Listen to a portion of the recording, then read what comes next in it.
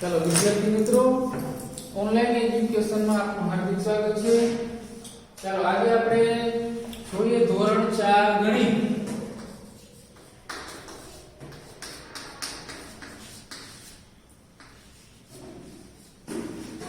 એમાં સ્વાધ્યાય છે આપણે બીજા સત્રનું પહેલું સ્વાધ્યાય 8મું, ગાડું અને પૈડા. ગાડું અને પૈડા. હવે આપણે એના ઉપરથી આપણે શું શીખવાનું છે? વર્તુળ. પૈડાનો આકાર કેવો હોય? તો કે વર્તુળ, ગોળ. તો આપણે આ સ્વાધ્યાયમાં શીખવાનું છે વર્તુળ. વર્તુળ એટલે ગોળ. આપણે વર્તુળ જુદી જુદી રીતે દોરીએ. રૂપિયાના સિક્કાથી દોરીએ, બંગડીની મદદથી દોરીએ, બરાબર? તો એવી રીતે જે સાચી રીત છે પરિકરથી દોરવાની. આવું પરિકર તમે ન હોય તો લઈ લેજો. નાનું આવશે તમારે, આવું મોટું નહીં, બરાબર?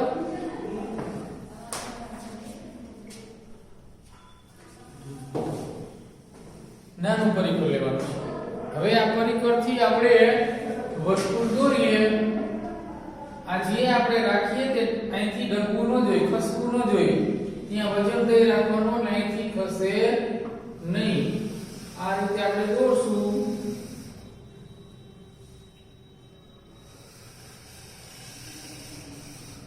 બરાબર, સામે પૂરું થઈ જવું જોઈએ, આગા પાછું આવવું જોઈએ નહીં. અહીંથી જો તમે ખસી જાય તો આ બરાબર વર્તુળ નથી આવતું નથી. હવે જ્યાં તમે આ પરિકરની અણી રાખી છે, અહીંયા જરાક હોલ થઈ ગયો છે, ખાડો, નિશાની, બિંદુ, એને આપણે કહીશું વર્તુળનું કેન્દ્ર. અહીંયાથી આપણે થઈ ગયું એને શું કહીએ આપણે? વર્તુળનું કેન્દ્ર. અને એનું કેન્દ્ર કહેવાય વર્તુળનું, બરાબર? એને આપણે ધારો કે નામ આપીએ O. આ કેન્દ્ર છે. પછી અહીંથી અહીં સુધીનો ભાગ અને શું કહેવાય? ત્રિજ્યા. આ વર્તુળની ત્રિજ્યા છે. હવે અહીંથી આ પૂરું સામે આવી જતું હોય, આવો ભાગ હોય આખો. અહીં આપણે O ને નામ આપ્યું P, તો આ OP વર્તુળની ત્રિજ્યા. અહીંથી અહીં સુધીનો ભાગ ત્રિજ્યા, બરાબર? પછી અહીં આપણે આપીએ નામ A આપીએ. તો અહીંથી AO એ પણ શું છે? ત્રિજ્યા. અહીંથી O થી અહીં સુધીનો ભાગ ત્રિજ્યા. પણ A થી P, અહીંથી જે આખો ભાગ છે A થી P સુધીનું, એને કહેવાય વ્યાસ. વર્તુળનો વ્યાસ કહેવાય. શું કહેવાય? વ્યાસ. હવે વ્યાસનું માપ હોય તેનાથી ત્રિજ્યાનું માપ અડધું હોય, અને વ્યાસનું માપ ત્રિજ્યા કરતા ડબલ હોય, બરાબર? 2 ગણું. સમજાણું? હવે તમને કોઈ એમ કહે કે વર્તુળમાં કેટલી ત્રિજ્યા હોય? તો અસંખ્ય હોય. શું હોય? અસંખ્ય. આ રીતે આમ આપણે દોર્યા, પછી આમ, બરાબર? આ રીતે પછી આમ કેટલી અસંખ્ય ત્રિજ્યા હોય, ગણી શકાય નહીં. જેમ મોટું વર્તુળ એમ વધારે ત્રિજ્યા થાય, બરાબર? પછી એવી રીતે વ્યાસ. વ્યાસ પણ અસંખ્ય હોય. અહીંથી અહીંયા આ પછી કેટલા બધા દોરી શકાય. વ્યાસ પણ ઘણા બધા હોય. શું આપણે શીખા? તો કે અહીંથી આમાં ત્રિજ્યા. સમજાણું? ધારો કે વર્તુળ છે, બરાબર? આ ત્રિજ્યા. પછી આખું માપ હોય વર્તુળને આવરી લે અહીંથી સુધી, તો એ વ્યાસ. ત્રિજ્યા, વ્યાસ અને કેન્દ્ર, બરાબર? પછીનું આવે છે જીવા. કેન્દ્રને કાંઈ લાગે વાગે ન હોય, આ રીતે જોડેલા હોય. ધારો કે AB, CD, તો આને શું કહેવાય? જીવા. વર્તુળની જીવા. હવે આ વ્યાસ છે તેને પણ આપણે જીવા કહી શકીએ. વર્તુળનો જે કેન્દ્રમાંથી પસાર થતું હોય એ વ્યાસ, એને જીવા પણ કહી શકાય. પણ જીવાને વ્યાસ કહેવાય નહીં. સમજાણું? હવે આમાં તમને આ બે શું છે? જીવા. AB, CD જીવા છે, બરાબર? આપણે હવે ને આમાં તમને નામ આપ્યું હોય કે અહીંયા CD EF, બરાબર?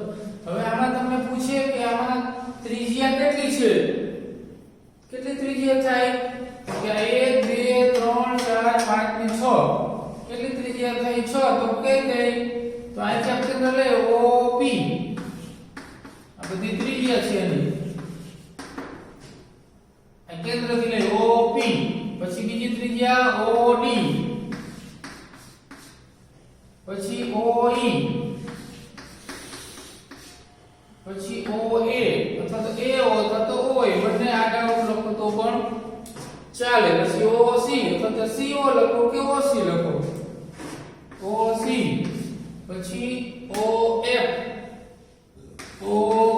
કેટલી ત્રિજ્યા થઈ 1 2 3 4 5 6 આમાં 6 ત્રિજ્યા છે બરાબર તો કે વ્યાસ કેટલા છે તો કે AB વ્યાસ ગણવા હોય તો AB પછી બીજું તો કે EF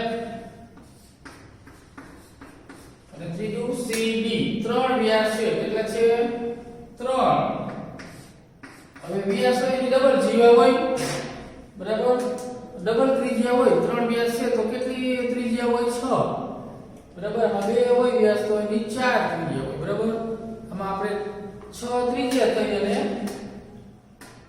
3 વ્યાસ હવે અહીંથી આમ આપણે કર્યું હોય ચાલો તો એમ કે જીવા કેટલી છે વ્યાસ સિવાયની જીવા વ્યાસ રે એને જીવામાં લખી શકાય ખાલી એમ કે જીવાઓ લખો તો વ્યાસ એમાં લખો તો પણ ચાલે પણ એમ કે વ્યાસ સિવાયની જીવા તો કેટલી છે AC અને AE જીવાઓ કેટલી છે વ્યાસ સિવાયની તો કે AC અને AE બરાબર હવે તમારે વર્તુળ દોરવાનું કે સ્કેલમાં માપ લઈને એમ કે 3 સેમી નું વર્તુળ દોરો તો આપણે તમારે જે છે સેમી વાળો ભાગ સેમી નો જે ભાગ છે એમાં આપણે 3 સેમી રાખવાનું ક્યાંથી 0 છેલ્લો જે પહેલો કાપો હોય 0 વાળો અહીંયાથી 3 સેમી સુધી ગોઠવી માપ લઈ અને પછી વર્તુળ દોરો 3 સેમી નું દોરો એટલે આમાં ગણવા જીવા વ્યાસ તો 6 સેમી થાય ડબલ થાય બરાબર 3 સેમી નું વર્તુળ કીએ તો 6 વ્યાસ થાય હવે આ રીતે તમને સમજાઈ ગયું હવે થોડુંક આ રીતે બીજા આપણે ઉદાહરણ લઈ લઈએ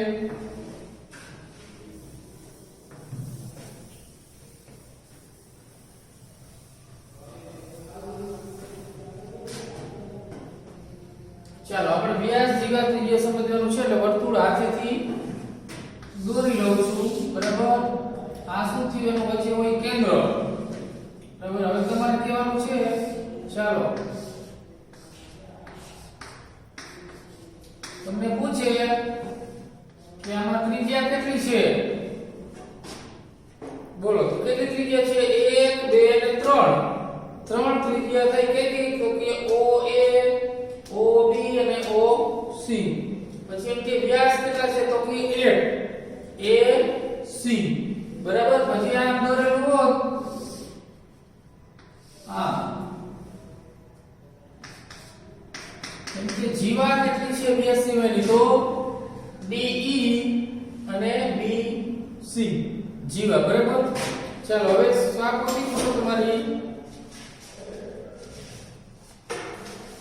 પ્રશ્ન પહેલો છે સૂચના મુજબ કરો પહેલું છે બંગડીની મદદથી વર્તુળ દોરો અહીંયા તમારે બંગડીથી દોરવાનું પછી બીજું છે સિક્કાની મદદથી વર્તુળ દોરો ત્યાં સિક્કાની મદદથી દોરવાનું પછી છે પેન્સિલથી દોરો હાથેથી દોરવાનું ગોળ કરવાનું છે અને ચોથું છે પરિકરની મદદથી આ રીતે મેં દોર્યું હતું એમ પરિકરની મદદથી દોરવાનું એમાં માપ કરવાના નથી એમાં સમાઈ જાય જગ્યામાં એવડા વર્તુળ દોરવાના એમાં કઈ આપણને માપ આપેલું નથી કે આવું દોરો કે આટલા સેમી દોરો એવું નથી ગમે તેવડા એમાં સમાય એવડા દોરવાના પછી બીજું એમાં રંગ પૂરવાના નથી બરાબર પૂરો તો તમારે સ્કેચ પેન થી નથી પૂરવાનું પાછળ છપાઈ જશે એટલે મીણિયા કલર હોય કે પેન્સિલ કલર હોય તો પૂરવાના ચાલો પછીનું બીજું છે કે નીચે આપેલ વર્તુળોની ત્રિજ્યા અને વ્યાસ શોધો અને તેના પરથી કયું વર્તુળ મોટું છે તે જણાવો બરાબર હવે આમાં ત્રિજ્યા શું છે આ વર્તુળમાં જે આ વર્તુળ આવેલું છે આ ટપકું અહીંથી અહીં સુધીનું માપ તમે આ માપવાનું તમારી ચોપડીમાં આ ટપકાથી અહીં સુધીનું માપ માપશો એટલે શું આવશે સેમી, દોઢ સેમી, 1.5, તો એમાં ત્રિજ્યા આવે છે 1.5 સેમી, બરાબર. પછી વ્યાસ, તો વ્યાસ શું હોય, અહીંથી અહીં સુધીનું આખું માપવાનું, આખું માપશો એટલે આનું ડબલ થશે, વ્યાસ કેટલો થશે 3 સેમી, એનું ડબલ થાય, બરાબર. ચાલો બીજું વર્તુળ આપેલું છે, એમાં પણ એ રીતે અહીંથી આ માપ માપશો એટલે કેટલું થશે 1 સેમી, પટ્ટીથી માપશો એટલે 1 સેમી થશે, ત્રિજ્યાની થશે 1 સેમી, તો વ્યાસ કેટલો થાય એનો ડબલ, 1 સેમી ત્રિજ્યા હોય તો વ્યાસ શું થશે 2 સેમી, 2 સેમી, બરાબર. તો હવે શું કીધું છે આગળ, કયું વર્તુળ મોટું છે તે જણાવો. કયું વર્તુળ મોટું છે, તો પેલું વર્તુળ, પેલું મોટું છે ને, તો અહીં નીચે લખવાનું કે 1 નંબરનું વર્તુળ મોટું છે, બરાબર. ચાલો પાછળ ત્રીજું છે, નીચે આપેલી વર્તુળની આકૃતિ પરથી નીચેના તેના ભાગોના નામ લખો. હવે આપણને ભાગો પણ આપેલા છે,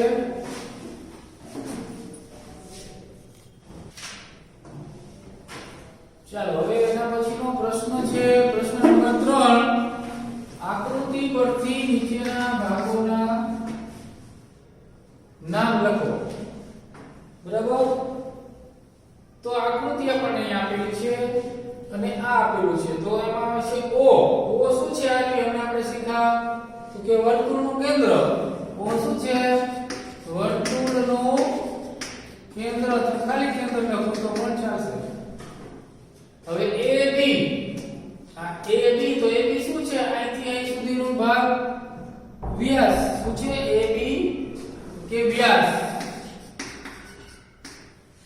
પછી OB, OB શું છે, અહીંથી આ ભાગને શું કહેવાય ત્રિજ્યા,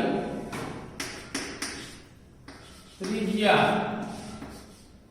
ચાલો પછી OA, એ પણ અહીંથી આ ભાગ શું કહેવાય ત્રિજ્યા, એને પણ કહેવાય ત્રિજ્યા. પછી OC, એ પણ શું છે ત્રિજ્યા. સમજાઈ ગયું. કેન્દ્રથી વર્તુળ ઉપર બિંદુ જે આવેલું હોય એને ત્રિજ્યા કહેવાય. એકવાર કેન્દ્રમાંથી પસાર થાય અને વર્તુળનો એક બિંદુથી બીજા બિંદુને જોડે એ રેખાખંડને વ્યાસ કહેવાય. ચાલો નીચેનું કોષ્ટક પૂર્ણ કરો. પ્રશ્ન નંબર 4, એમાં પહેલું આપ્યું છે કે ત્રિજ્યા 2 સેમી તો વ્યાસ 4 સેમી, વ્યાસ એનો ડબલ હોય, ત્રિજ્યા કરતા વ્યાસ નું માપ બમણું હોય, ડબલ હોય, અને વ્યાસથી ત્રિજ્યાનું માપ અડધું હોય, બરાબર. તો બીજું, એમાં 3 સેમી ત્રિજ્યા હોય તો વ્યાસ કેટલો થાય એનો ડબલ, અડધું 6, તો વ્યાસ 6 સેમી. ચાલો પછી ત્રીજું, એમાં વ્યાસનું માપ આપેલું છે 8, તો ત્રિજ્યા કેટલી હોય, અડધી હોય, એને 2 વડે ભાગવાના, 4 દુ 8 એટલે 4, એના અડધા 8 ના થાય 4 સેમી. પછી ત્રિજ્યાનું માપ આપેલું છે 7 સેમી, તો વ્યાસ કેટલો હોય એનો ડબલ, તો કેટલા થાય, 7 દુ 14, એનું માપ હોય 14 સેમી. ચાલો પછી પાંચમો, વ્યાસ 18 છે તો ત્રિજ્યા કેટલી હોય, એની અડધી હોય, ત્રિજ્યાનું માપ અડધું હોય, તો 18 ના અડધા 9, 9 દુ 18 એટલે અહીંયા આવશે 9. મોટી રકમ હોય તો એને 2 વડે ભાગી લેવાના એટલે જવાબ આવી જાય 9 દુ 18. આપણને સીધી ખબર પડે કે 18 ના અડધા 9 થાય, તો આપણે 9 સેમી. ચલો અહીંયા ધારો કે 96 સેમી હોત તો એને આપણે 2 વડે ભાગી લઈએ, તો 96 છે તો 2 વડે ભાગીએ, 2 ચોક 8, 9 માં જાય છે ઉલટી ધારો 96, 2 8 16, તો 48 સેમી અહીંયા થાત. મોટી રકમ હોય ન ખબર પડે તો 2 વડે ભાગી લેવાના. વ્યાસમાંથી ત્રિજ્યા શોધવી તો 2 વડે ભાગી લેવાના, અને ત્રિજ્યામાંથી વ્યાસ શોધવાનો તો 2 વડે ગુણવાના.